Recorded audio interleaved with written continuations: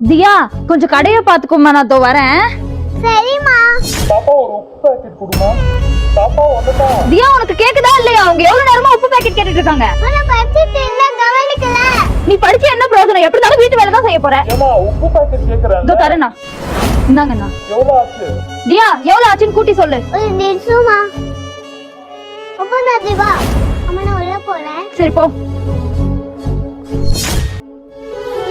ஏமா குளிக்கிற சோப்பு ஒண்ணு, மிக்சர் பாக்கெட் ஒண்ணு, இது வேணா. அதுக்கப்புறம் பிஸ்கட் பாக்கெட் ஒண்ணு. பிஸ்கட். எவ்வளவுமா ஆச்சு? ஒரு நிமிஷம் இருங்க. அம்மா சீக்கிரம் சொல்லுமா, எவ்வளவுமா ஆச்சு? இதோ இருங்கண்ணா. அம்மா கணக்கு போட தெரியலன்னா நீ எல்லாம் எதுக்கு கடை வச்சிருக்க? ஏதோ டைரியில இருந்தா என் வாக்கு டைரியில பேசுவீங்க. என்ன நான் சொல்ல? அங்க 100 ரூபாய்.